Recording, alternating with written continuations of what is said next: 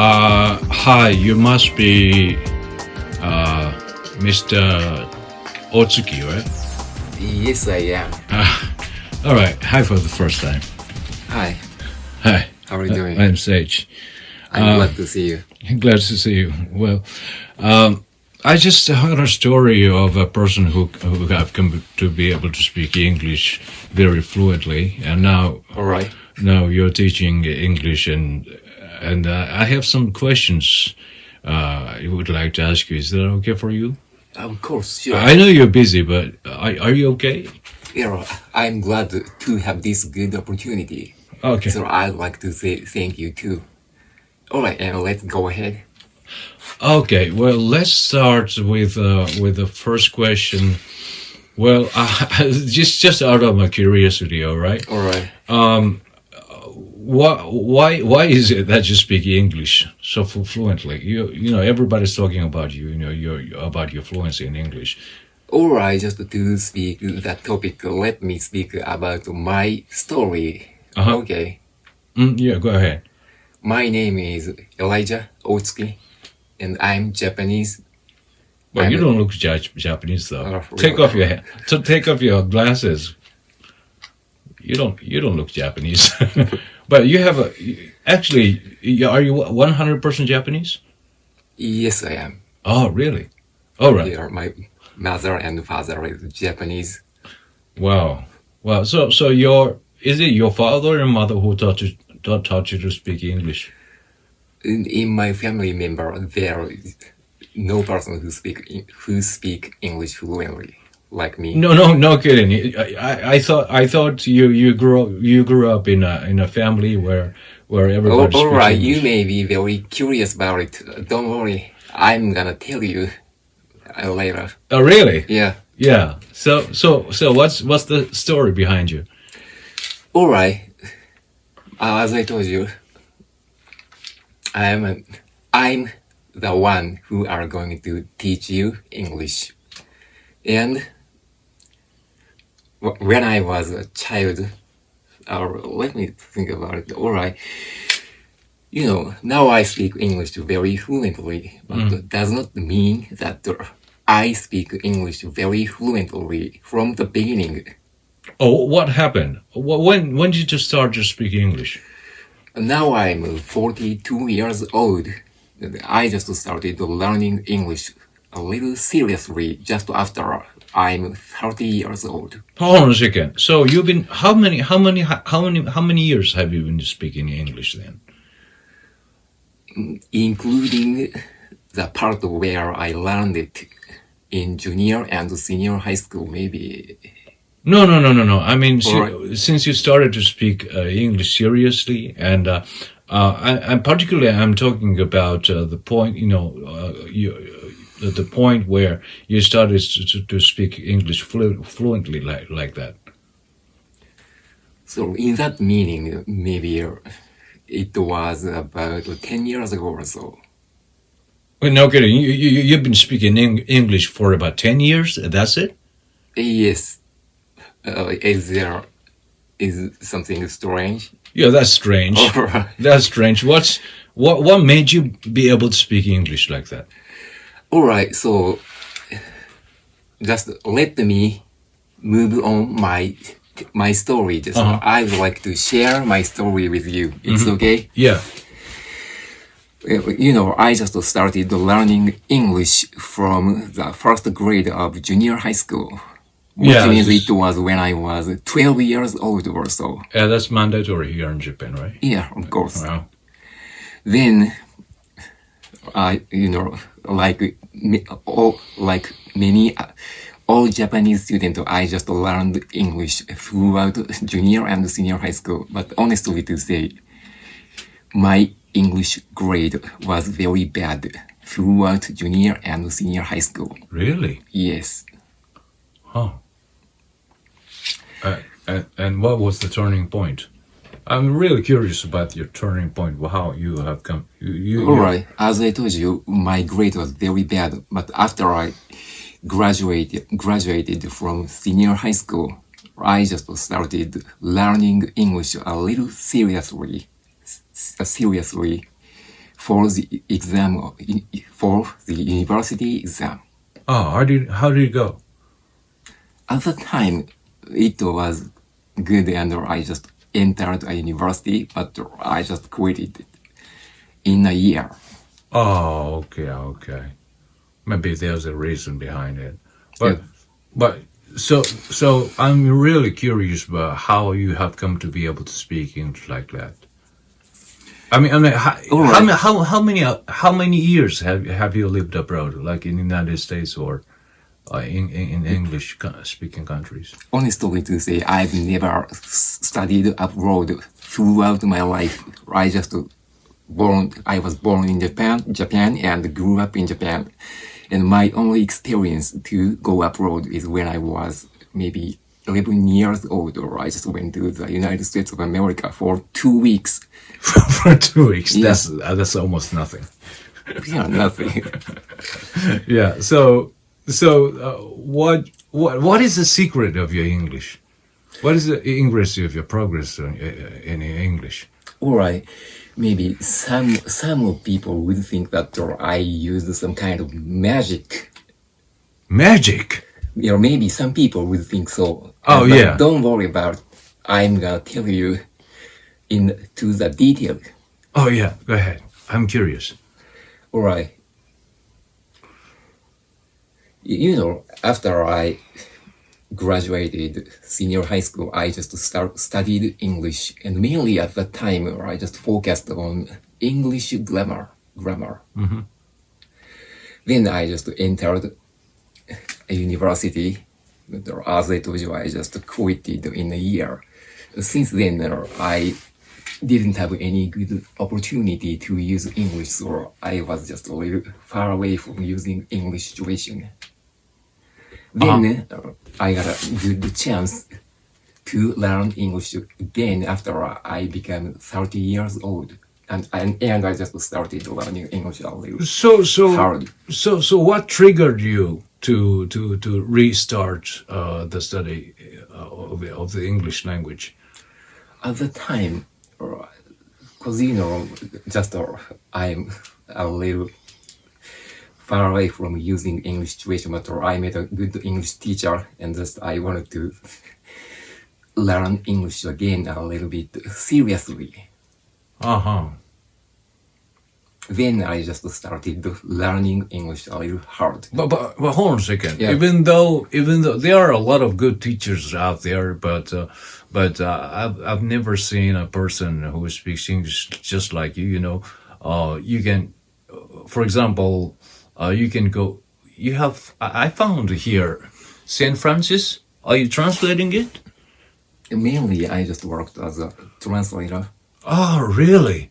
So that's why you know a lot of difficult words. How did you learn a lot of difficult words? In my case, just watching English cartoon. Yeah, maybe some of them would doubt it, but Yeah. I'm dead serious. Really? Yes. I thought it was because you're translator you picked out a lot of expressions, but you're saying you All right. As I told you, I just start learning English after I graduated from senior high school. At that time, I just learned English grammar a little bit seriously. The experience worked very well. But when it comes to speaking and listening, honestly to say, I was not good at all. And then I'm gonna tell you the story about it, how I come to be able to speak English. Yeah, go ahead, sure. Yeah. Right. You know, in my method, the important thing is to learn English grammar to the detail, and it's the basis. Maybe some people would think that there is another kind of magic I used, but I have to say that there is no such kind of magic. You mean, you know, they have to study the grammar, Isn't it the same thing as what they're learning at school? Then what's the difference between the method that you're utilizing and what ordinary students are studying? What's the difference? The difference is whether they enjoyed learning English or not. In my case, I just enjoyed English very much. I'm very serious about it and I'm confident about it. What made you enjoy the English language? What was the process like? Alright, as I told you, I speak English very fluently, but it doesn't mean that I speak English very fluently from the beginning. But just after I started learning with some kind of method, my English speaking and listening ability has started growing very much. What kind of method did you utilize? As I told you, the first important thing is to learn English grammar to the detail. That's the very basic, and there is no other way you can speak English fluently without learning English grammar. But you see, I have a disagreement about that, because if you look at a lot of English speakers, like those from the United States or England or New Zealand, wherever you like, you name it, but they don't study the grammar at all, but they still speak it. And you're saying that studying the grammar is crucial. Why is it? How does it work? Or let me explain the linguistic difference between English and Japanese. It's completely different. So for Japanese people, it's crucial to learn English grammar. And if you don't do that, you won't be able to speak English forever, I assure you. Oh, that's too harsh. But that's the reality. Yes, 100%.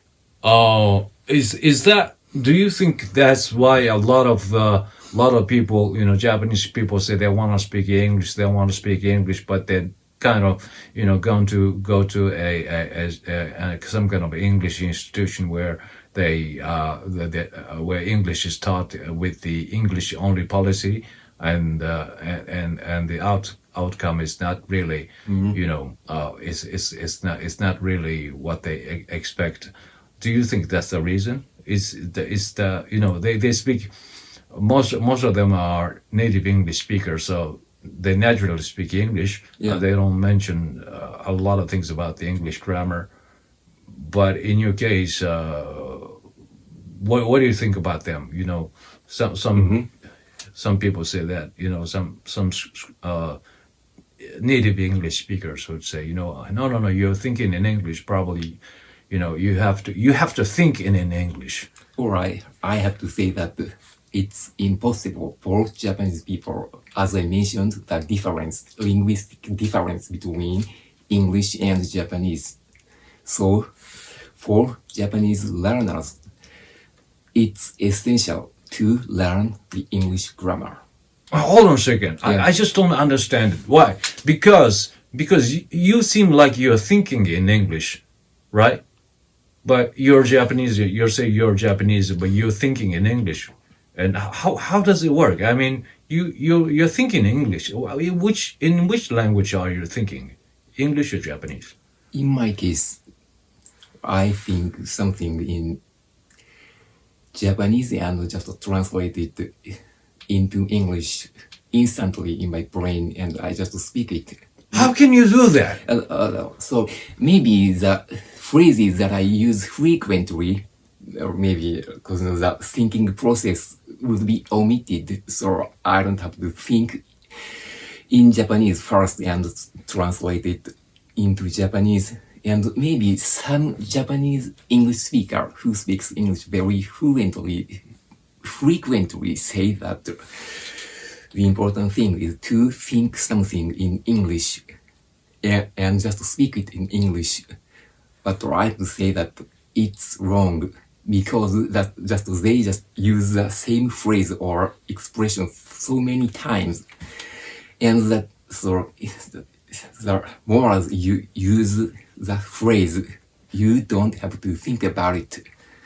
But when it comes to speak something a little bit complicated in a constructive way, it's necessary to think something in your native language.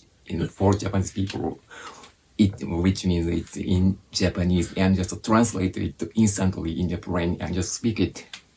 Well, so you're basically saying that you're against the idea of English only policy. So you're saying that for Japanese speakers, they need some kind of grammatical expressions or explanations or something and explained and illustrated in Japanese. Is that what you're saying? Of course.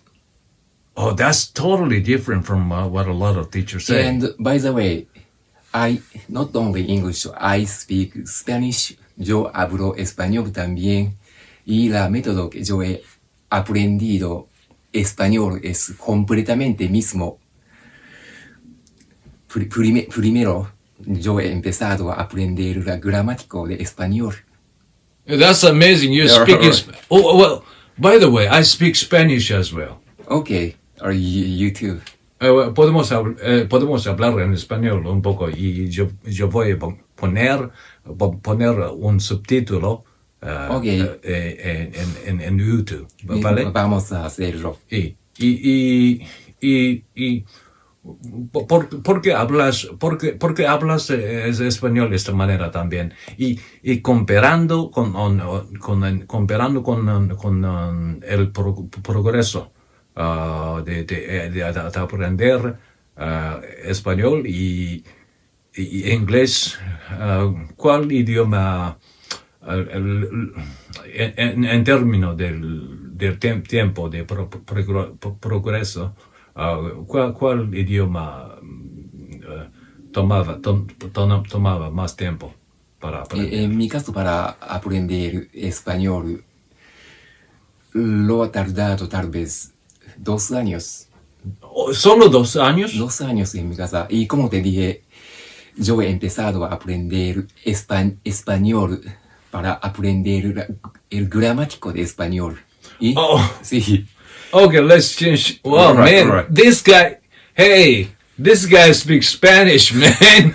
Wow. So you're basically saying that you have learned Spanish in two years? Yes, 2 years. Why is it? It took you like 10 years for you to be able to speak English like this, and for Spanish, it only took you 2 years. Why is it? All right. First of all, English and Spanish are very close grammatically. It's far more closer than that in English and Japanese, or Japanese and Spanish. That's the reason, because the biggest reason is I just applied my perfect method to learn English in learning Spanish. So if somebody knocks on your door and if somebody knocks on the door and wants to know your method of learning languages, yeah. I don't know how many languages you speak, but I'm assuming you speak several languages. To be your student, how can I speak English and Spanish, so I don't count. So if somebody wants to learn English from you, what can he or she do? Maybe, I'm very selective, and it's a compliance, or I cannot tell how many students is learning under my coaching. Okay, so the one thing you share with me, I'm very happy about, is that the foundation is, after all, the grammar, right? Yes, 100%, and that's the reason why I just mastered Spanish in a short term. And you told me that it's impossible for Japanese people to think in English at first, and they have to kind of translate from Japanese to English. Yeah, it's impossible.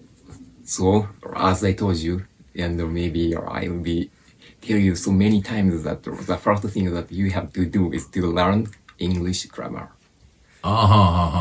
So, why do you think a lot of Japanese people facing, a lot of problems when it comes to studying English? You know, a lot of Japanese people Yeah. don't speak English. Why is it happening in Japan?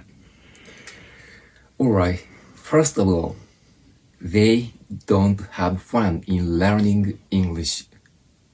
It is often said that in Japan, English educational system is for passing the university exam. And the second biggest reason is they are so afraid of making mistakes. Or make mistakes. Yeah. If they make mistakes, they Whether they are speaking in a perfect English pronunciation like an English native speaker, or they are 100% correct in English grammar. So I think this is often said that Japanese people are afraid of making any mistakes. But let me tell you this: you cannot learn English without making any mistakes. So the first thing you have to explain is that the foundation is after all the grammar, and Yes. and then the second thing is that what did you say? The second thing is that you Japanese people are not able to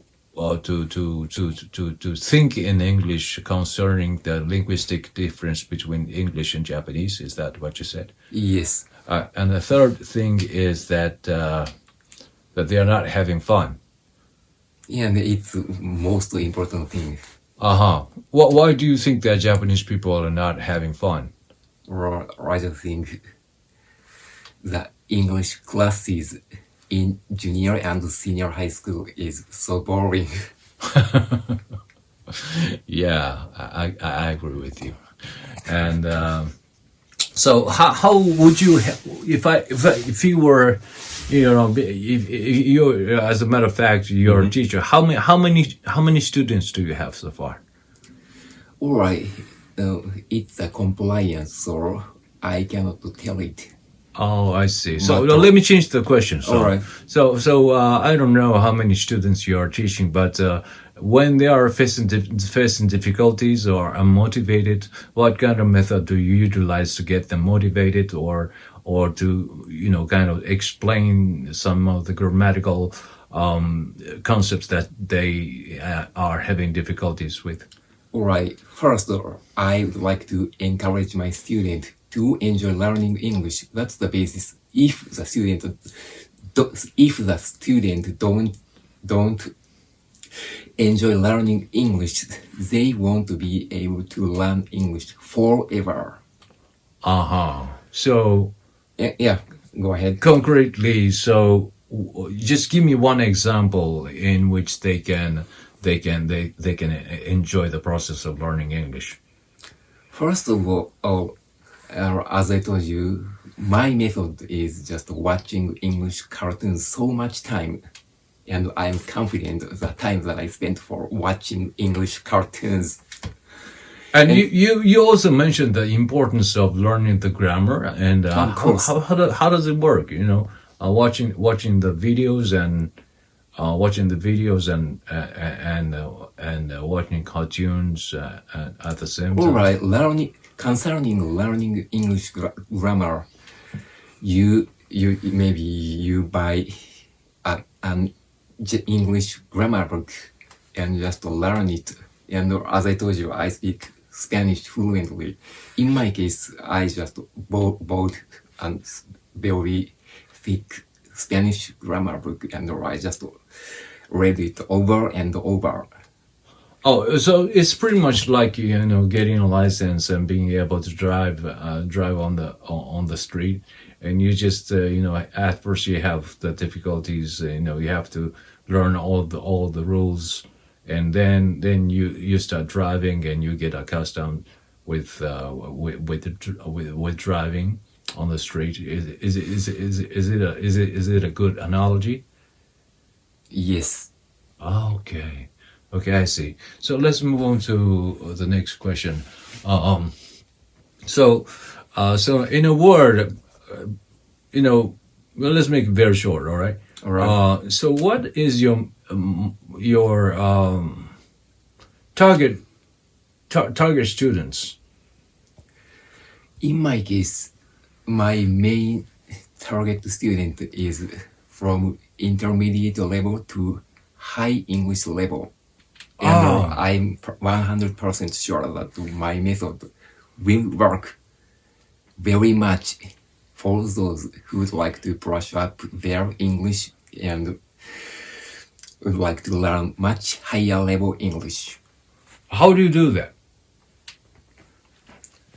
All right, I mean, in a word. Yeah, I'm a little selective. So first of all, I just encourage the student to learn English grammar to the detail. That's the basis. And as I told you, the important thing is to enjoy it. So I'd like to encourage the student to enjoy even in learning English grammar. And most of the people would think that learning English grammar is the boring part. But even such kind of things, I would like to encourage them to enjoy it. Oh, I see. So your foundation, the foundation on which you teach English is, after all, the grammar. But at the same time, you strike a balance between learning the grammar and enjoying the language. Yeah, 100%. Okay, well, what if a person who is totally ignorant of the English grammar would knock on the door and say that he or she wants to study English? I'm talking about the beginners. Would you teach the beginners of English? Let me tell you about it. First of all, my class is very strict, and my method is meticulously scaffolded to bring forth the solid outcome. Aha. Okay, so what should a beginner do if they want to learn English? Mr. Maeda, the CEO of this group, is in charge of for beginners. Are you talking about the CEO? Yes. Oh, Mr. Maeda, I met him before. Okay. All right. Okay. Thank you for the interview. All right. It was good to talk with you. It was my pleasure. All right. See you then. Bye. Bye.